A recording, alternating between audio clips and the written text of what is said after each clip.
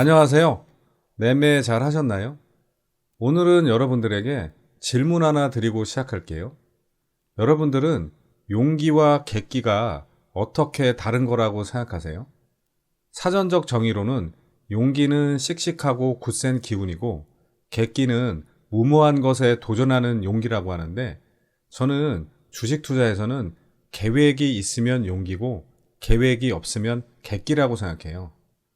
오늘 이 말씀을 드리는 이유는 지금 이 영상을 편집해 주시는 분이 대학원생이신데, 예전에 주식 투자로 등록금을 다 날리고 휴학하면서 저한테 주식 투자하는 법을 알려달라고 해서 제가 별도로 훈련을 시켰어요. 예전에 제 조카도 똑같은 짓을 한 적이 있기 때문에 남의 일 같지 않아서 더 혹독하게 훈련을 시켰어요. 그래서 최근에 실력이 많이 늘고 수익도 많이 내서 이제 시드가 작지 않은데, 이번에 강원에너지라는 종목으로 몰빵을 했더라고요. 그리고 본인이 수익률 50% 넘을 때부터 분할 매도를 해서 졸업할 때까지 등록금과 생활비까지 다 벌었대요. 제가 주식 투자는 그렇게 하면 안 된다고 혼내주기는 했는데, 본인이 수익을 많이 내서 그런지 말로는 죄송하다고 하면서 마냥 행복해 하더라고요.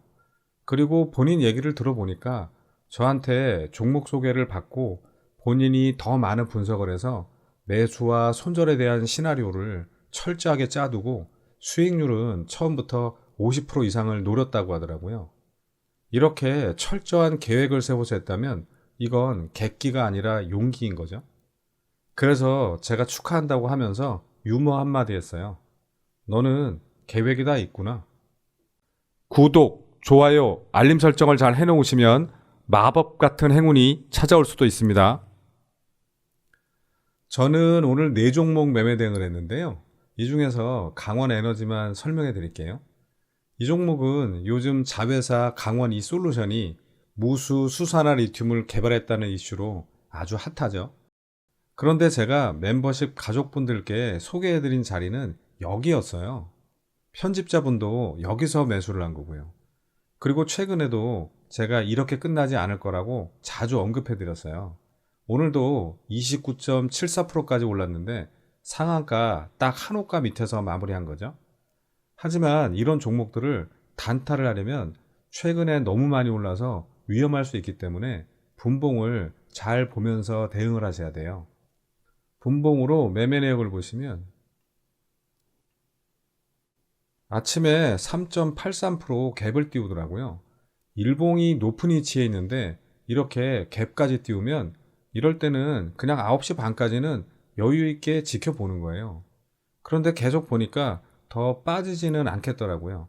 그래서 일단 여기서 500주만 먼저 매수를 하고, 혹시 빠지면 한 번 더 매수하거나 손절하고 다시 잡을 생각을 했는데 10시 넘어서 강한 수급이 들어오더라고요.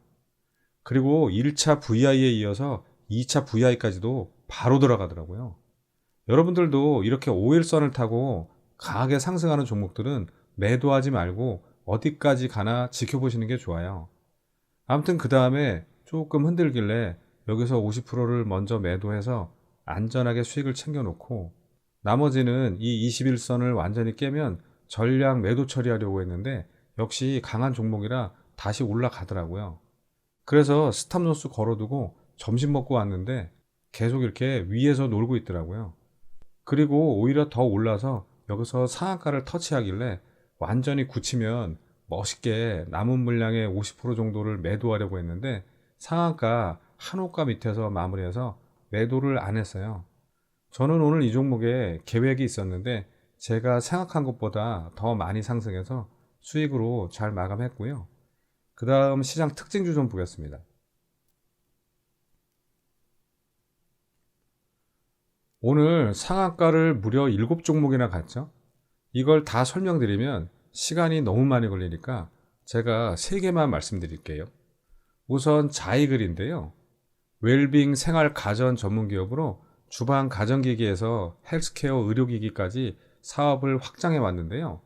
지난해 12월 국내에서 유일하게 LFP 관련 연구 및 제조 경험이 있는 CM 파트너의 2차 전지 사업 부문을 인수해서 2차전지 관련주로 편입이 됐죠. 신사업으로 추진 중인 배터리 사업에 대한 기대감으로 오늘 이렇게 2연상까지 갔는데요. 최근 2차전지가 핫한 가운데 오늘 새만금 국가산업단지에 1조 2천억 규모의 2차전지 소재 생산시설이 들어선다는 소식이 이 상한가에 힘을 실었죠. 이미 지난주에 GM 코리아 뉴 에너지 머티리얼즈가 2차전지 전구체 생산시설 건립을 위한 투자 협약을 체결했고 오늘 6월에 착공할 계획이라고 밝혔는데요. 일봉을 보시면 지난 9일 의료 가전 자이글 온이 식약처로부터 의료기 인증을 받았다는 소식에 이렇게 상한가를 간 이후 2차전지 열풍까지 더해지면서 5일선을 타고 쉬지 않고 상승 랠리를 이어가고 있는데요. 지난 금요일에도 정부의 의료기기 정책 기대감과 2차전지 사업 기대감에 이렇게 상한가를 가고 오늘도 좋은 소식으로 화려한 불꽃을 터뜨렸죠. 거래대금은 170억 넘게 나왔고 분봉을 보시면 아침에 19% 넘게 갭을 띄우고 아래로 6% 정도 뺐다가 바로 들어 올려서 이렇게 상한가에 말아 올렸죠. 이제 투자 경고 종목이 되고 매매가 정지될 수 있으니 각별히 조심하면서 지켜보시기 바라고요. 그 다음 포스코 엠텍 좀 보겠습니다.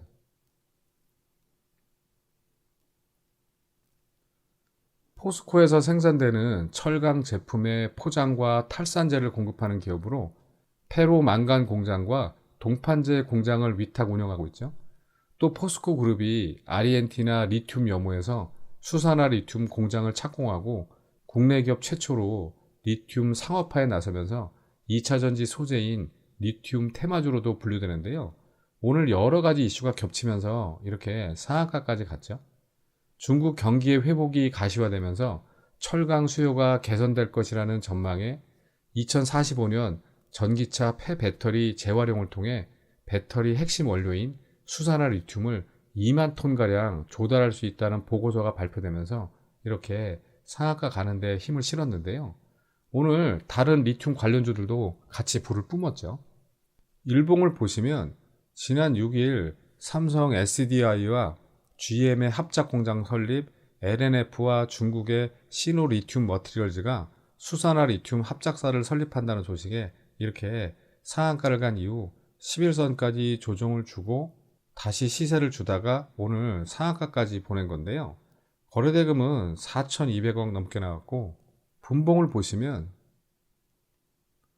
아침에 거의 보합에서 시작해서 5일선을 타고 26% 넘게 올렸다가 11선까지 조정을 주고 상한가에 갔는데 다시 풀려서 이렇게 횡보하다가 11시 반 넘어서 다시 상한가에 말아 올렸죠. 앞으로 어떻게 움직일지 지켜보시기 바라고요. 그 다음 EN 플러스 좀 보겠습니다.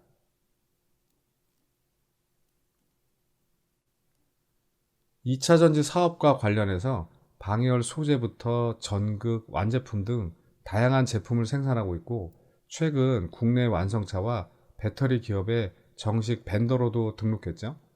최근 2차전지 대세 열풍에 반도체 불황이 끝날 것이라는 기대감까지 더해지면서 오늘 이렇게 상한가까지 갔는데요. EN플러스는 이번 달에 진행된 국내 최대 배터리 전시회인 인터배터리 2023에 참가해서 드라이 전극을 공개했는데 테슬라 등 전기차 업체들이 주목을 하고 있다고 하죠. 또 지난해 자체 기술 개발에 성공한 LFP 양극재 소재가 적용된 파우치 셀과 전고체 배터리 소재로 채택 가능성이 높은 탄소 나노튜브 도전제 등을 선보였는데요. 일봉을 보시면 작년 말부터 계속 하락하던 주가가 이번 달 들어서 2차전지 열풍으로 이렇게 상승세를 타면서 오늘 상한가로 이 전고점을 뛰어넘으면서 52주 신고가로 들어갔는데요. 거래대금은 3,240억 넘게 나왔고 분봉을 보시면 아침에 3% 정도 갭을 띄우고 아래로 살짝 내려왔다가 5일선 11선을 타고 쭉 상승해서 27%까지 올렸다가 60일선 아래까지 조정을 주고 다시 야금야금 이렇게 말아 올려서 상한가에 들어갔는데요. 앞으로 어떻게 움직일지 지켜보시기 바라고요. 그 다음 우리 시장 좀 잠깐 보겠습니다.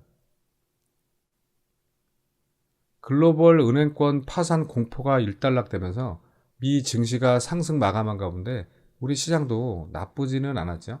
코스피는 갭상승으로 시작했지만 장 초반 외국인과 기관이 매물을 쏟아내면서 하락했다가 장 막판에 기관이 매수세로 돌아서면서 이렇게 아랫꼬리를 달고 2409포인트로 마감했고,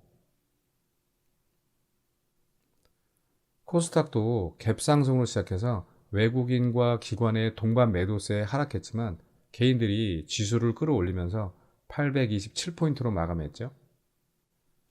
오늘 마지막으로 드리고 싶은 말씀은, 제가 앞에서 용기와 객기에 대해서 설명을 드렸는데 같은 종목을 말씀드려도 누군가는 큰 수익을 내고 누군가는 매수하지 못하고 껄무새가 되는 건 본인이 종목에 대한 확신이 생기지 못해서 그런 게 우선 클 거고요.